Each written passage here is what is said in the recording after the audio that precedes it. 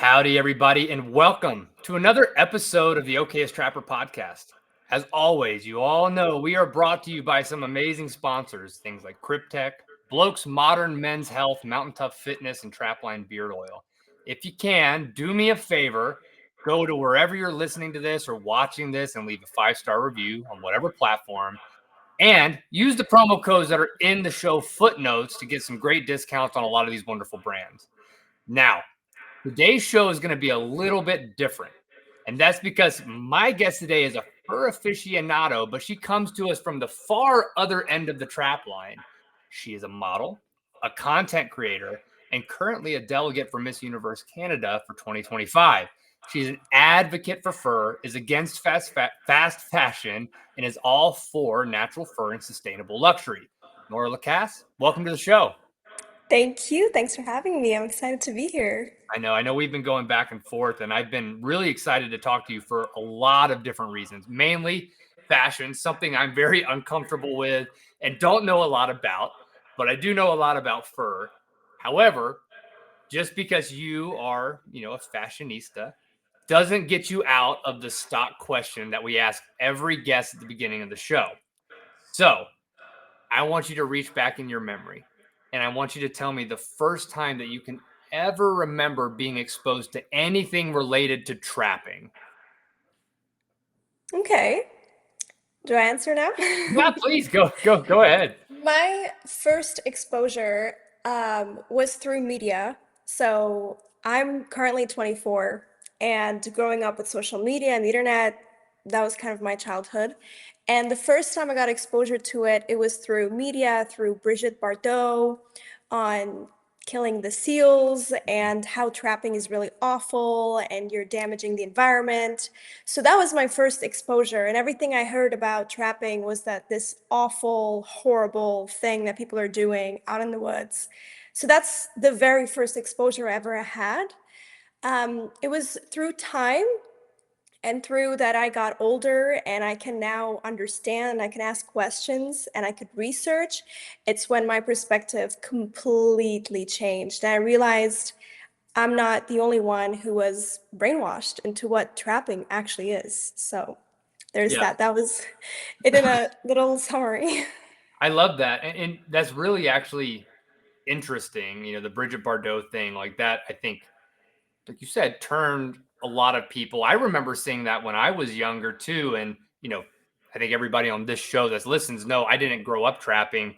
I even had an unrealistic understanding of what trapping was. Everybody thinks of the caricature of the steel jaw with the teeth on it that, is indiscriminately catching critters and, causing them, immense amount of pain, which could not be further from the truth. So, in your exposure then, like, what was that timeline? So you've seen that video, you start to think like, yeah, trapping's bad, just unequivocally.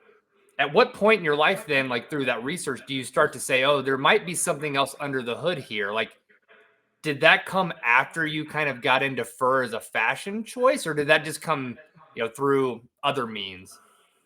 It came through other means for me. So growing up, I grew up with this celebrity pop culture of every single celebrity, every single influencer, when they make it, they release a product. And you are cool if you buy that product. And you buy it and you get it home and you're doing your unboxing, you're ecstatic, but the product doesn't last. So if it's a clothing item, if you wash it and you try to wear it again, it's just not the same. It's just really cheap, awful material. And then there's this Shein thing that started happening. Like I was in university and everybody's just buying Shein because it's just so cheap. Like you could have something shipped from China in a week and it's costing you like $15. So that's where I start to question like who's making these clothes and what are these fabrics that we're wearing and why does the package smell so bad? Like what is going on here? And that's when I started to understand like what is the source of these fabrics and like what is the process that it goes to. And that's when I realized like I live here in Canada and we live here in the winter. And you could just not live off these Shein jackets and these quick fashion from Zara. Like it's just not keeping you warm. And then I realized that's when I got the real exposure to fur. And you also ask yourself, like, why fur? Like, what is the source behind it?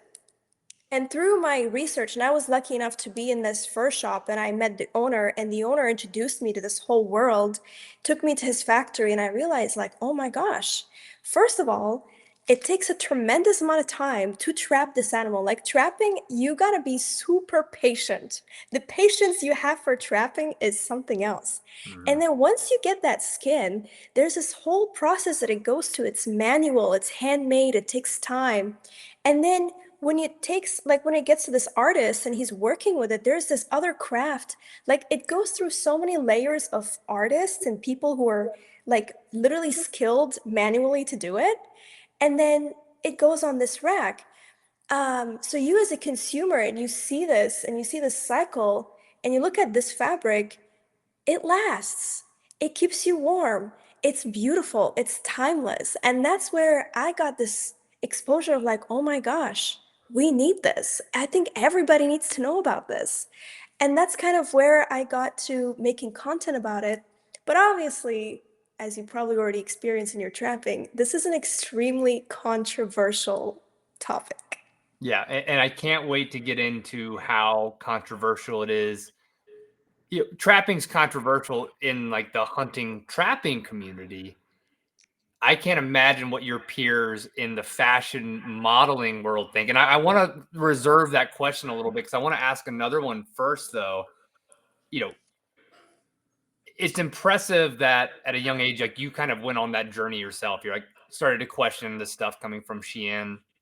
But maybe for my listeners, could you help kind of just give a quick rundown on like what fast fashion actually is? Kind of like just a little bit around the origins of like why these things are coming from China and why these, I'm going to use air quotes, luxury items that are coming from fake fur or fake petroleum based, products, like how that became such a big thing in the recent years. Well, ultimately, what these producers in China, what these factories are, their goal is to make business. They don't care about what damage they're creating, how many people are working, what is the age range of kids that are working. They don't really care about that stuff. Ultimately, like me as a consumer, when I was in university, you want to look cool, you want to dress nice. And a lot of times to dress nice and have those luxury items like that you see on social media, it costs a lot of money. Mhm. And it's much cheaper and easier to get it through a cheaper alternative just to feel that cool aspect that consumers want to feel. So this is where, because there's this demand that people have, wanting to be cool, wanting to fit in, wanting to have this luxury item, even though it's fake, even though there's tremendous amount of suffering it took to make this item, they don't care because the feeling it gives you that you're cool and you fit in is much more powerful. So this is where this fast fashion comes in of like, oh, there's this new trend of this Gucci bag. There you go. We're gonna make it for you. It's gonna look just like that in the pictures. In person, when you feel it, maybe not so real, but the whole point is that to show others that you are capable of being cool as well. So that's where fast fashion comes in. And with trends in fashion, every season, every week, every this other day, there's a new trend, a new color, a new pattern, a new design, a new brand. So people want to be onto this ride all the time. And that's where fast fashion pretty much came in. It didn't come from the sky, it came from this demand that is being driven by social media to stay relevant. So there's that. Yeah, and it's economically from a business perspective, like I can understand the why. Like as you know, and I think people on this podcast listening know, fur is tough to harvest. Like when you think about the whole timeline of what it takes to get a real fur product to market. You said like there are trapping seasons in North America, maybe worldwide, that are limited. You've got gruff trappers like myself and the people listening to this podcast out, trucking around the woods with snowshoes and trying to outsmart really smart critters, harvesting the critter, skinning the critter, taking care of the pelt in a way that a fur grader or fur buyer would want to purchase that pelt. Then it's going through probably a commercial tannery, or if you're talking about hats with beaver felt, like the Yellowstone hats, they're taking off the guard hairs, and then you're making the product, and then you're either selling that base product to a luxury manufacturer or somewhere else. So like there's this really long process in between that is not cheap, which also, like you said, leads to real fur products often carrying a much higher price tag than fast fashion. So again, economically speaking, I understand why these things are being produced to, be affordable so people can give that appearance of, I'm in with the trend, et cetera, et cetera. I get that. What I don't get, and I'd be curious to know your opinion, is I know Canada Goose, like the jacket company. I'm sure this one's probably top of mind for you, but they used to use real coyote fur in the liners of their jackets. And I think it was great. Nobody really said anything. Of course, antis got involved. They made a stance that they're going to move to synthetic fur. And I think they have as of now. Yep. But, you know, just from the perspective of animal cruelty, I don't really get it. Do you have a perspective on the why that's kind of taken over in some of the fashion world? I think, it's funny you asked this question. The animal cruelty is already happening right now. We have an overpopulation of coyotes. Mhm. So it's cruel to the environment and to the entire ecosystem not to have a balance. You're cruel. By not having a balance, there's already cruelty being taken place. So, and the indigenous beliefs here in Canada, like there's so much respect to nature and there's so much respect to balance. And the indigenous community have this wisdom from generations that was given to them that balance is very important. The aunties, when they came in at that time, same thing with Brigitte Bardot. They didn't really care about who was there, what beliefs, what balance. All they cared about is this one particular thing about this animal that you're torturing the animal, that you're skinning the animal alive, and it's not okay. You got to stop it. Since then, there is an overpopulation of seals and there's an overpopulation of coyotes. Literally, like the entire north right now, there is no predators for Mhm. seals. So, and the same thing now with coyotes, the overpopulation is getting out of hand. If we use this animal, and you actually honor the animal by using it, by the way, you wouldn't have this imbalance that we have. But it takes intellectuality, it takes understanding to know that. And Mhm. how many people are actually willing to not be driven by an emotion so quickly and actually stop and listen and understand why are we using this coyote fur? And what is a coyote in the first place? Like people don't ask themselves that question. They're rather, no, no, no, you're killing the animal and it's not proper.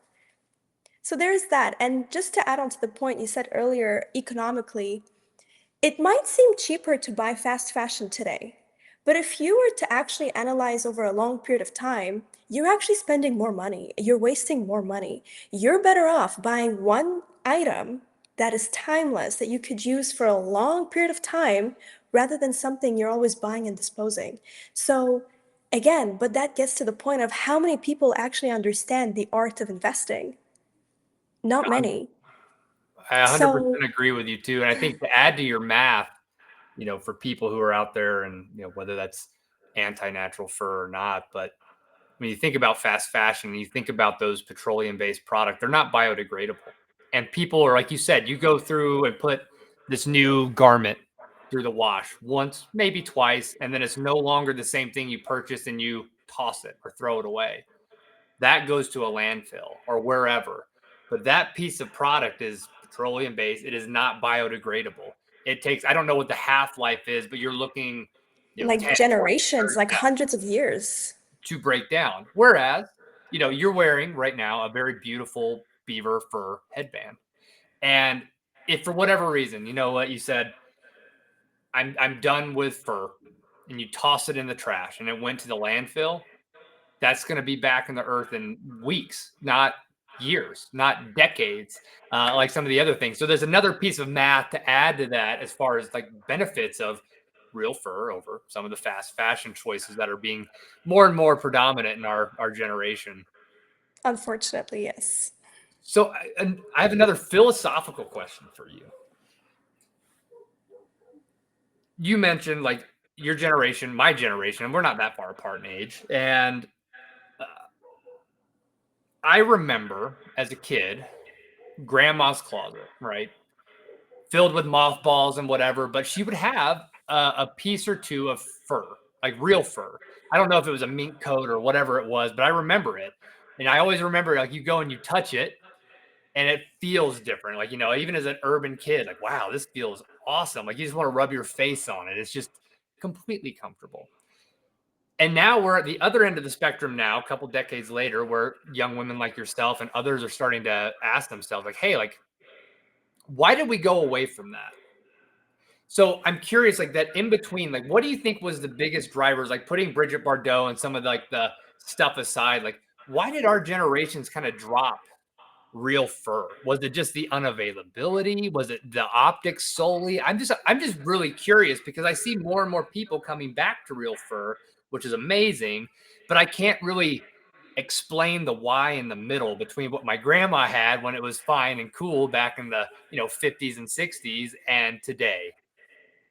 I think there was a massive change in the values of the consumer. Of back then, there was a completely different set of values than there is today. And if you just compare, like, if you were to imagine what the streets looked like back then and what they look like today, you see a difference in everything. And like the quality of cars that were being made today is lower than the cars back then. The quality of homes that are being built today is lower than the quality of homes back then.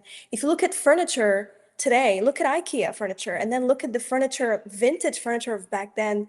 Everything now that's being made, it's not made to last. Nothing is made to last, including even your iPhone that you're buying. Even Apple, I think at some point they got sued for the fact that they are manufactured in a way that they're just not going to last you because they want you to purchase the next thing. If you don't do that, it's not a sustainable business model for them. So that's the question you have to ask yourself, like, do I want to be this consumer that's always being driven by this next trend, this next thing, or do I want to buy something that's an investment?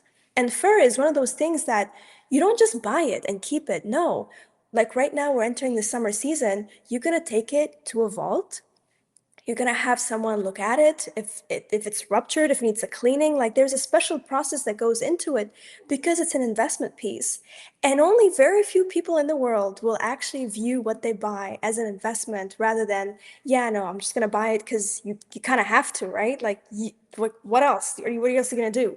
So I think that's the value change from back then and today is today, there's no such thing of, yeah, it's an investment, it's gonna last. Like I think our grandmothers back then, they wanted to buy it because they wanted their kids to have it, and it's this timeless piece. And even if you look at those grandma coats, like you could wear them today. Like they don't have these crazy colors and patterns.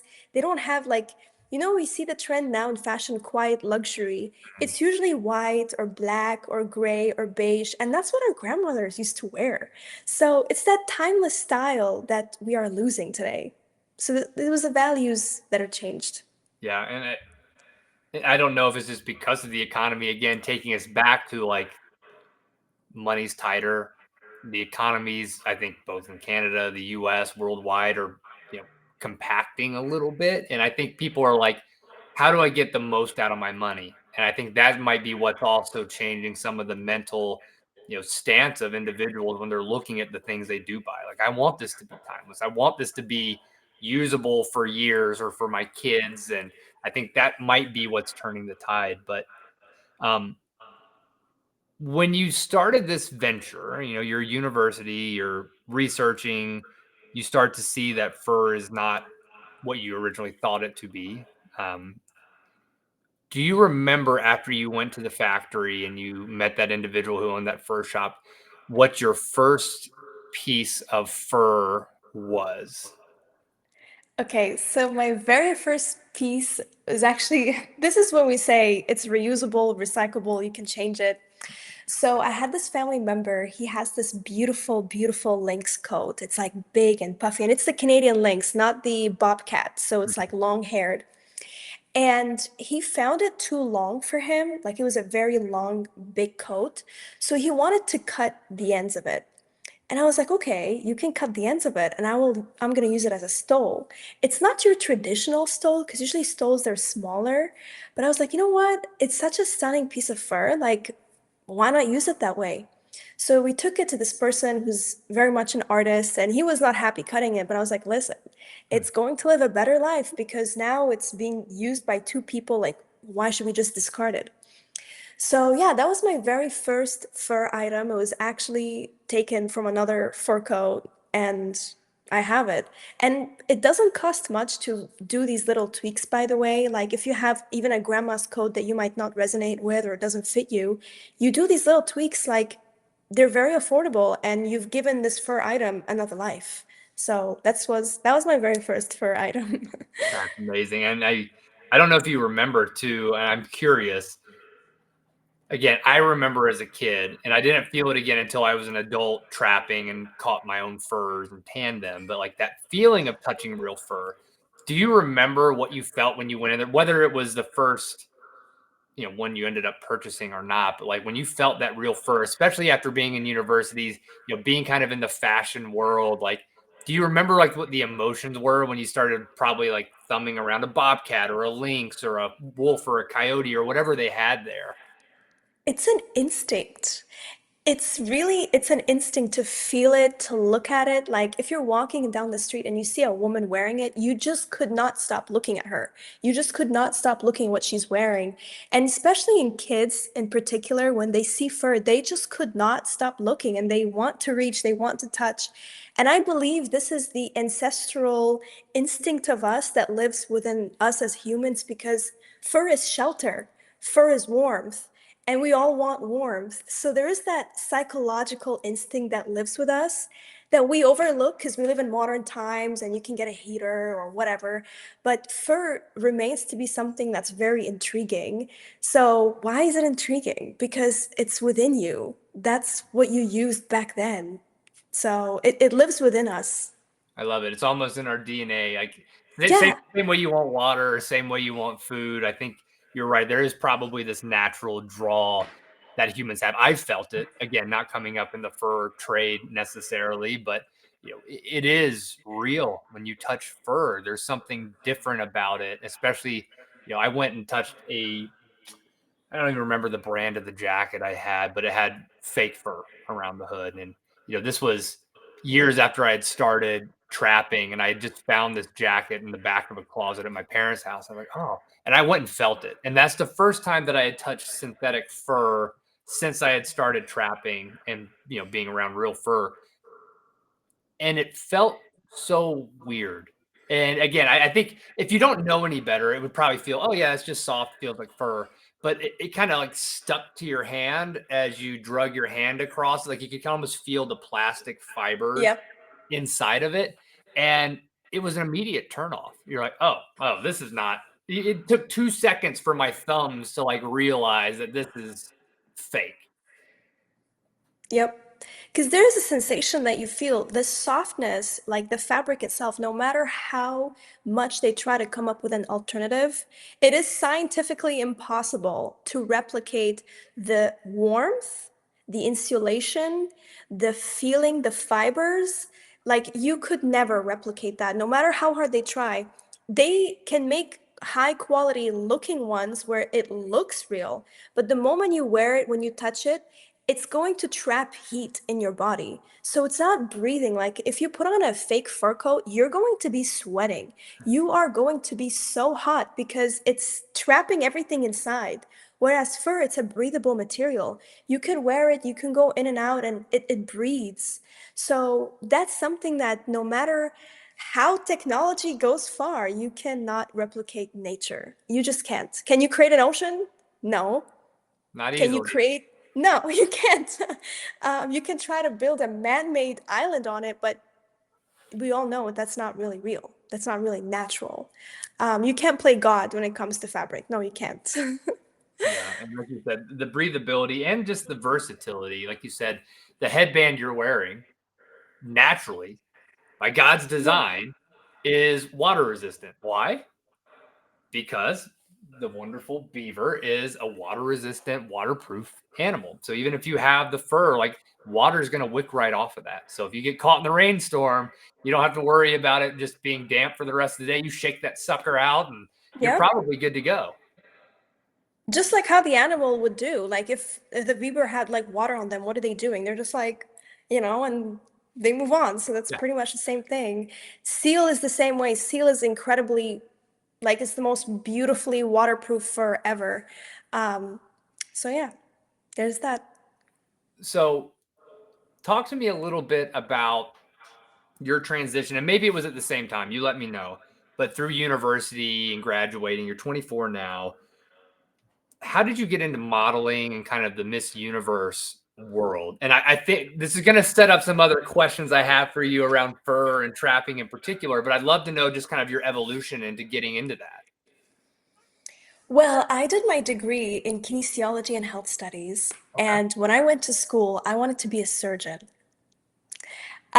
It was during COVID, like literally 6 months into university, like COVID hit. And it was a time where everybody's like, oh my God, what's going on? University's shut down. And I was living on campus and university, like here in Canada, like if you don't hit -40, university does not shut down. You're still going to class, you're still doing your exam.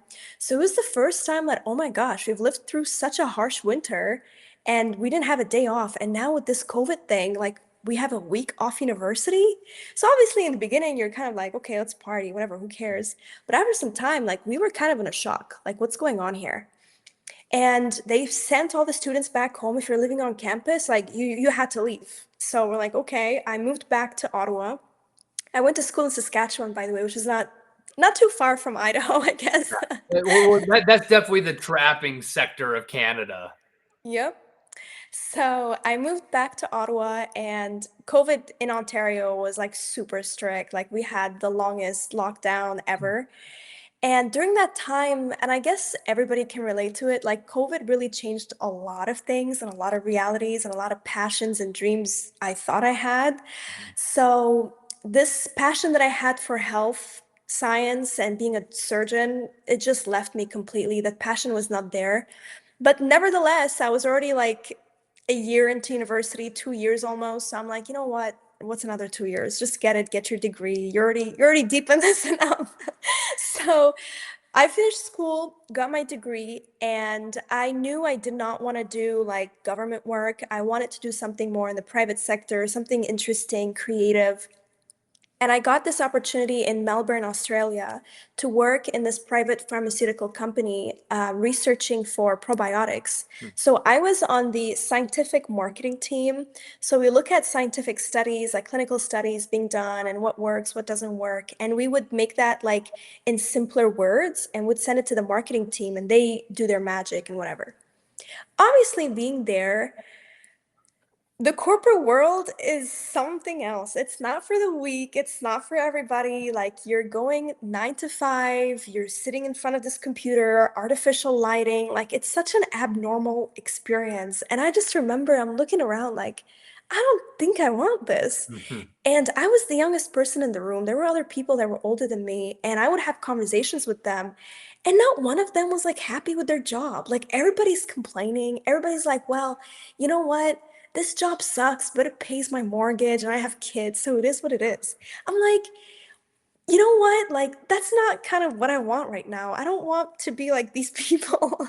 So I remember just being in Melbourne, I would go out, and in Melbourne, they have like a big restaurant culture. Like, everybody goes out to eat, it's very affordable. They don't have a tipping culture like here in the US and Canada. So eating out is very, very cheap. And I remember one day, people would just like randomly say it to me on the streets like, oh my god, like you should be a model, like why are you not being a model? Like you have the body, you have the figure, you have the attitude. And I'm like, really though? Like I just did 4 years of health science, I studied anatomy, physiology, I know vitamins. Like I'm such a scientific freak and you're telling me get into modeling and be an artist? So at first I was kind of in denial and I would just like brush it off when people tell me that. And then after that, I was like, okay, this job is not working out. So moved back to Canada and decided to take this little like short holiday in Jamaica. And I was by myself and I'm a solo traveler.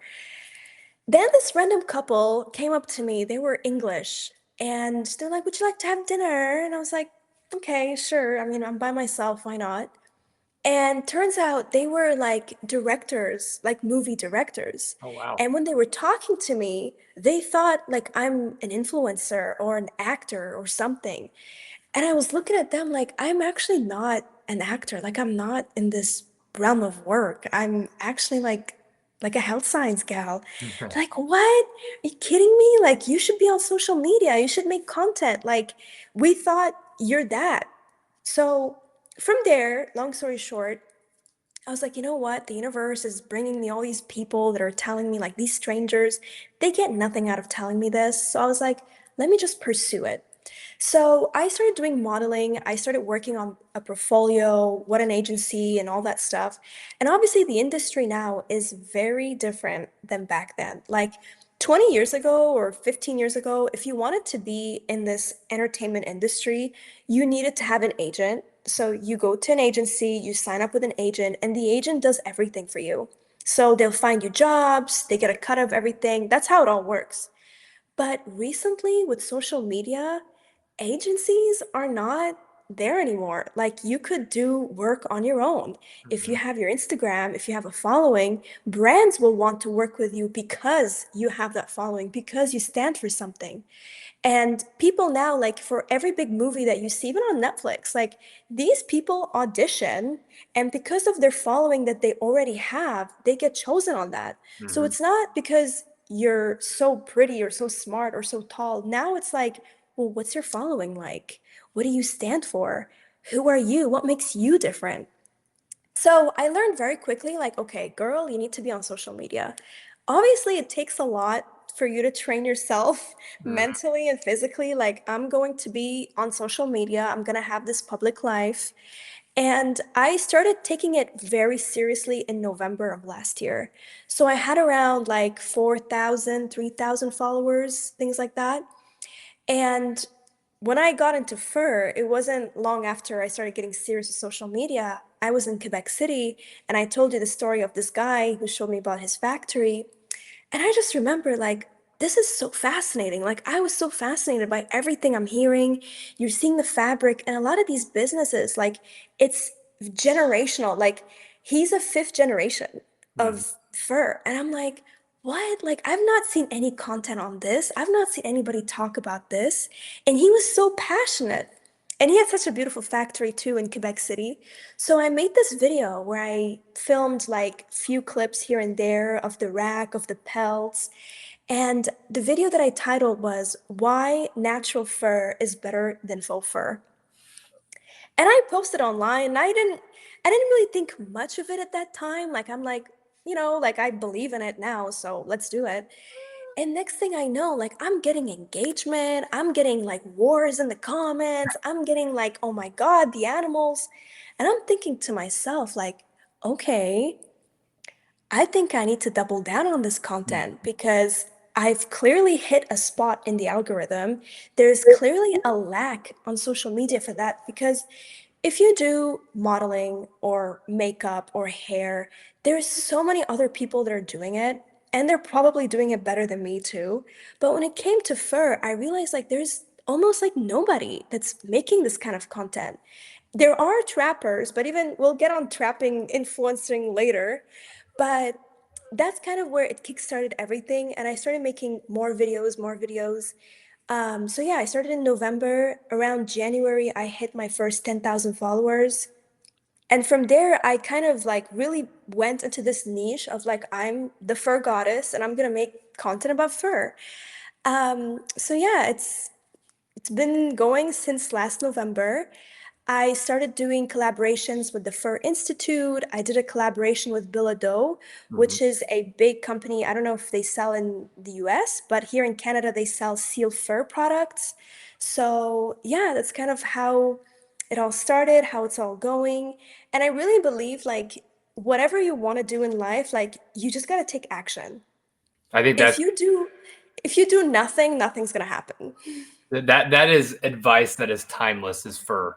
you know, yeah. I always attribute it, God will give you opportunities. It gives everybody opportunities.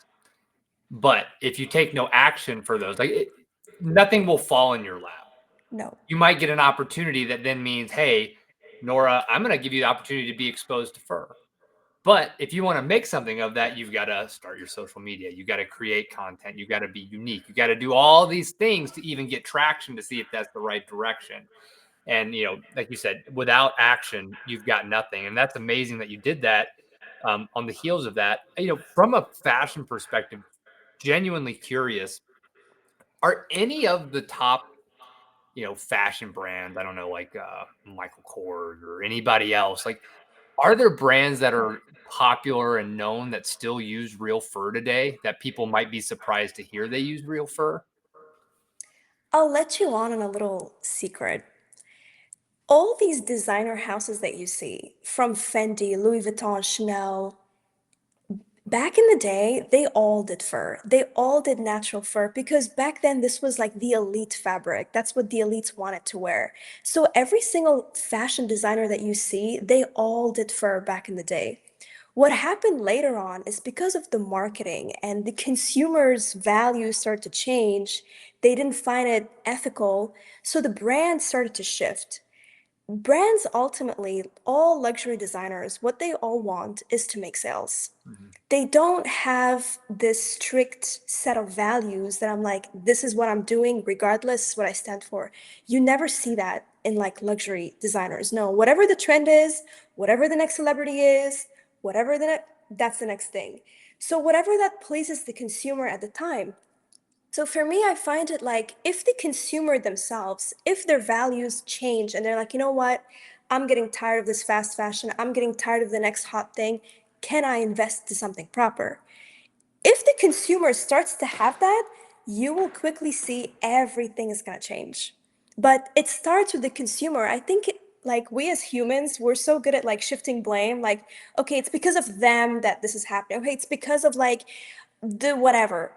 But you as a consumer, you play a big role in this. Like, we are the reason why these houses exist. And a lot of times, like, if you look at Louis Vuitton, for example, who do you think is their big customer base?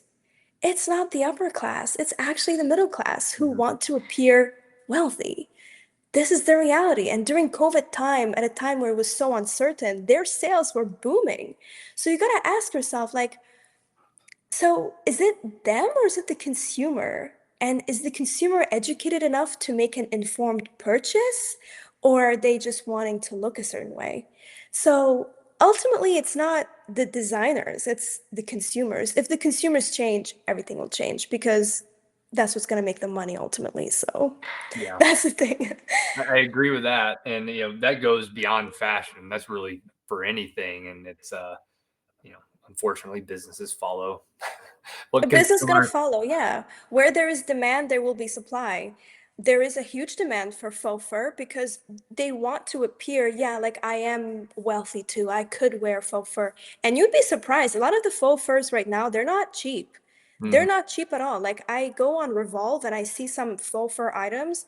They're selling coats at $2,000 price. I'm Wow. like, that's not even real. But again, people think that's the better option, that's the vegan option.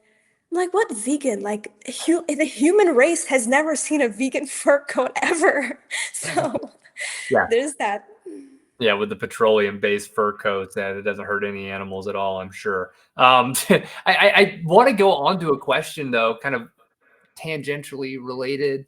Um, you know, your peers, in the modeling and just influencing space. How has I'll call it a persona, right? The fur goddess. How have you felt that to be perceived by others in the, related fashion influencing industry? I will tell you from my close circle of people, I received so much heat and Mm, I pretty much got canceled. mm, You would think when you're making content that your close friends and family that would be there. Nobody was there. mm, Nobody's supporting this move. Everybody's questioning, well, Nora, you wear alu when you go to workout. So how could you stand for like fur and sustainability when you work out in those workout clothes? Or how could you stand for this and you drive a car? People think like if you're standing for sustainability or a timeless piece of fur that you should suddenly not drive, that you should live in a man cave and you should be up there like north. Like there's that image that people have, if you do one good thing for the environment, that's like that's it. You know, like so that was very hard to go through personally. And then in the fashion realm, there was a lot of like unfollows that I received, a lot of blocked, a lot of blocks that I received. But you'd be surprised that as much as there was hate and dislike, there was also a lot of support. And there was people that were coming up to me saying, you know what, like we've never seen that done before, and what you're doing is good. Keep going, keep going. So it's both. It's definitely not for the weak. If you're gonna post about fur and fashion, you gotta be very tough. You're gonna be very bold, both personally and professionally. So there's that. And I'm sure for trapping is the same way. Yeah, I mean, it's definitely one of those things that is not on the margin. Like people are either for it or they're against it. There's rarely a middle line of people who are, like you said at the beginning, open-minded, willing to look at the research and to educate themselves on what it really means. Most people have kind of a off the cuff, like you wear real fur, you must be a cruel person. It's like, no, Nora just had an hour-long conversation with me, and she's lovely and very kind, and you can tell empathetic. And just like when people talk to me, if they don't know I'm a trapper, they're like, "Wow, Zach's a really friendly guy. He's super engaging. All these great things." And you say, "Oh, I'm also a trapper," and then it's like, "Oh, you're an asshole." No, I'm not.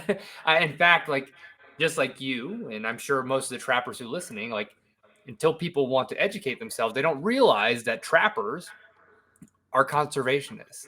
Nora is a conservationist. To your point earlier about coyotes, it is a good service to coyotes to pare down the numbers. And most people who are on that no fence have not been out in the woods and seen a coyote just riddled with mange, or like parvo, or some other disease that is caused by overpopulation of these critters, and they're dying these really long, protracted, slow, painful deaths because they aren't being trapped. And people just don't want to understand that. And it seems like it goes the same way for fashion too. It's like, you're on one side or the other, but it sounds like you're also doing the work to convince people and to put out a good foot, to put out a smiling, beautiful face that is about showing the longevity, the biodegradability, the renewability of this resource, not just as a fashion trend, but just, in general. And I appreciate that. And I think you're doing a great job. It takes a lot of hard work, and to understand the algorithm and social media is very tricky because when you're making content like this, you're educating. Mhm. And how many people, when they scroll on their phone, everybody's mindlessly scrolling. You would be shocked to see that I post TikToks sometimes that are so, I don't want to say silly, but they are silly. Mhm. Like they are. And they end up being such a hit. Like my one video that went viral got 2.9 million views. It was me lip syncing to Kanye West. And I just put this like thing that faux fur replaced the most natural. And that's what got people talking. Mhm. So you would think that me being, or you being informed, and you're sitting and you're holding this pelt and you're talking about it, it's not going to get views. It's not going to get anybody interested. Why? Because it's boring. Mhm. Because it's educating, and that's boring. People want to see fast paced, related to some sort of pop culture, Kanye West, Kim Kardashian, like Taylor Swift. They want to see that. If you can somehow relate fur, which is such an elegant fabric, such a beautiful topic, such an educated move to the pop culture. If you can bring these two together, you can raise awareness. When I make content that's directly like fur and I'm holding this jacket and I'm talking, I don't get like barely 10,000 views on that.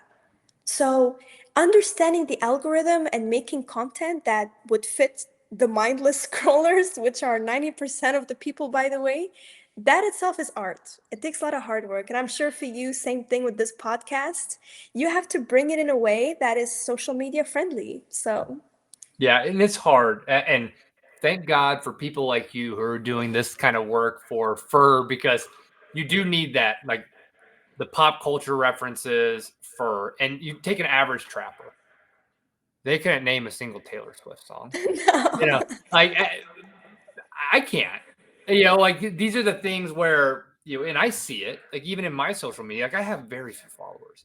Like, thankfully, this podcast has a very niche, like trapping centric. Like we have like 10,000 follow or 10,000 downloads every episode usually, and that's great for a long form podcast for educating, right? And that's where I focus is the education.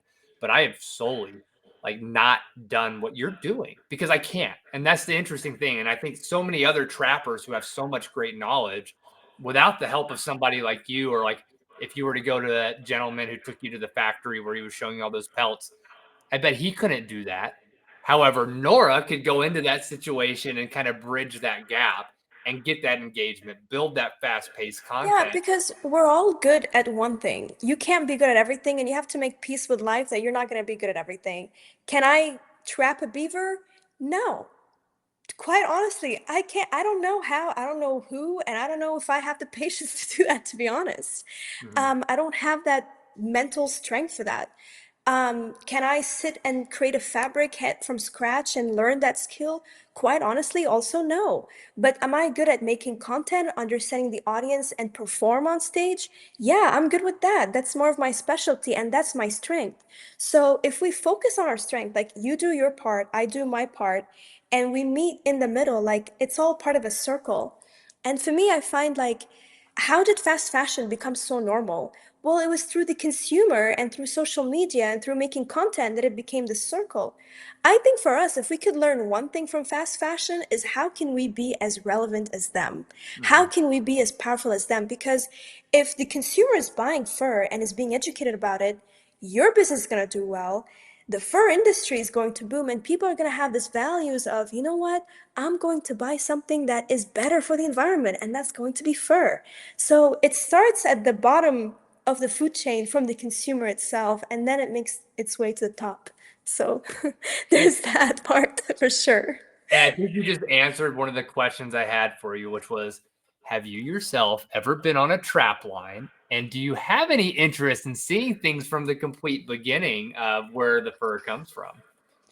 I would be the worst to answer because I have not been, but I promise there's gonna be a day soon when it's season. I would love to go trapping. I would love, I like if I just like see an animal and I'm like trying, like I would love that. But would I don't know. I Are don't you know. are you in Ottawa right now, or are you where are you at?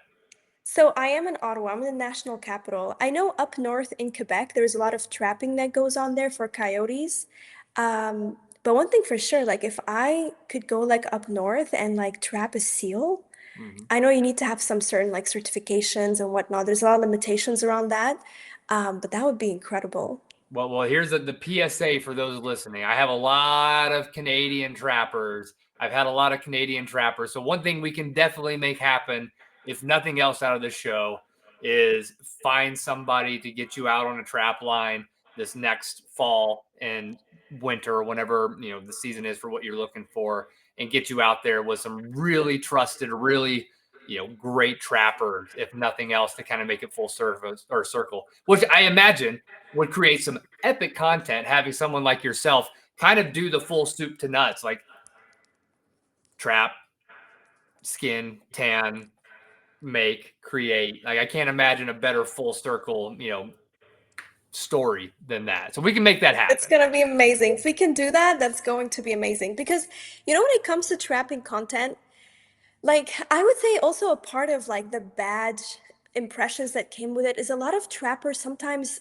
they love it and they love what they're doing, but they're showcasing things that can be graphic for a majority of people who don't get it. So sometimes like there's an influencer online for trapping. I forgot his name, but he made a video about this saying if you're going to trap and you're going to make content out of it, can you put certain things away? Can you like not showcase the blood, for example? Can Mhm. you clean your knives? Can you? So it's these little things that showcase this storytelling. But again, if you're a trapper, you're very good at what you do. You might not be good at storytelling. Yeah. So there's different aspects to it. If I'm there and a trapper is next to me doing his thing, like I'm like, go for it, go for Yeah. it, sweetie. So yeah, but it takes two to tango, and it takes different strengths to come together, and it's going to be a beautiful story to tell. Yeah, and I think that is vital. Is we're already coming up on an hour, which always shocks me. These things fly by so quickly when They you're having really fly different. by. But I think it's important. I've had a lot of trappers on to talk about it, and trapping in the world of outdoor recreation and what's kind of under the microscope, it's always low hanging fruit, right? It's like, oh, that's cruel. We should ban it. And we've been fighting that in the United States, state to state, for years. And we've had trapping rights revoked recently in New Mexico, where you can only trap on tribal ground if you're, a Native American. You can't trap on public land, only on private land. So that's been a battle that we've been fighting. And a lot of that does come from optics. And to your point, you know, trappers are not always the best storytellers. And I think it's incumbent upon everybody who does have some sort of public footprint in the trapping world to be, cognizant. And it's hard to tell, gruff guys who are mountain men, be like, hey, you should show this, but not that. You should do this and not that. And it's a hard balance to find, but I think there is a little bit of, common sense that goes a long way in like what we do put out there and what we do show. And I think more folks from both ends, like you said, meeting in the middle will only make that a stronger case for both fashion and for trapping. And I think Yep, that's vital for us. that's But absolutely vital. Absolutely. But as we kind of wrap up, so I normally ask two questions at the end of the show. The normal question I ask is, what's your wildest experience that you've had in the outdoors? Now, you may choose to answer that if you do have some wild experience, but the other thing I will give you as a backup to that is, if you don't have a wild experience in the outdoors, then what is your wildest experience since being in kind of the fashion influencer realm? Wildest experience outdoors, I'm a very outdoorsy person. I do a lot of sports outdoors, but I don't have that wild experience that you're looking for here. But I would say in the fashion industry, representing something so real like fur takes a lot of strength, takes a lot of boldness. And with my journey for Miss Universe Canada, I am the first contestant ever to represent the Canadian fur trade, which was the cradle of our history, our economy, our everything. And it takes a lot of confidence to do that, and it takes a lot of initiative on my part to do that. I was recently at the Premier Vision, and we met Saga Furs, and we talked a lot about fur. And sometimes you're not gonna wait for something to happen. Actually, all the time, you gotta do something for something to happen.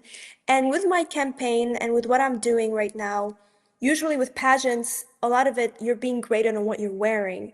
And I have the option. Do I want to go with something that looks good for the pageant and is typical to what every other contestant ever did? Or do I want to bring something completely different and something that stands in values, in culture, in history, in legacy? And that's where I'm bringing fur to this national stage that's never been seen before. So for me, I would say it's going to be a wild experience. We're going to see how the story unfolds. And it's going to be huge. I think it's going to be huge for everybody in the US and in Canada and worldwide. It's going to be the first contestant to wear fur on stage. And part of it is swimsuit. And you get to wear your swimsuit. And we're going to bring that seal furkini up on stage. And it's going to make headlines for sure. So there That's is that. That's going to be the wild story for me.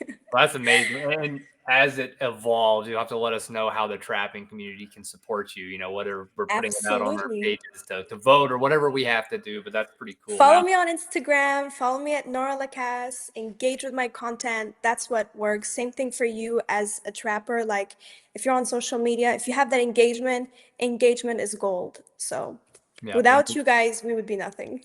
and we'll be sure to do that. Now, my last question is always a hypothetical. Again, now that I know you a little better, I think I might know the answer, but we'll see what happens. So, would you rather have to give up all of your personal furs, but you magically get to remove the stigma around using natural fur in the high fashion world? That's a win. Or would you rather move to the mountains and be able to keep all of your own furs, but there's no change in the way that fur is perceived in the fashion world today?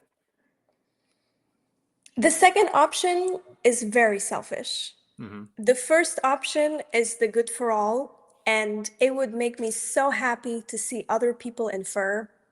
Maybe I'm gonna steal them back, that's a different story. But I would definitely go with the first option, take all my furs away, and I'll be so happy to see someone else wearing my beaver headband, wearing my furs. I'll find out where they are, I'll take it back. But I'll be so happy if I see people wearing fur, no stigma for fur, no stigma for trappers. And it's nothing but beauty and timelessness and bringing back that grandma closet that we saw, we felt. It's time to bring it back. Perfect. You'll be the only one on the beach without a seal furkini, but that's the sacrifice you got to make. Nora, this has been fantastic. I really genuinely appreciate your time. I appreciate what you're doing. You mentioned it briefly just a second ago, but where can people find out more about you? Where can they follow you? Where can they engage with you? Where can they follow the Miss Universe path that you're on? It's going to be on my Instagram at Nora Lacasse. Same thing with my name here. Follow me on Instagram, see my content, see how this journey unfolds. The competition is first week of August, so it's the 7th and the 9th of August. And let's make history together. Perfect. All right, everybody. We'll catch you on another episode of the Okayest Trapper podcast. Thanks, Nora. Thank you. Bye.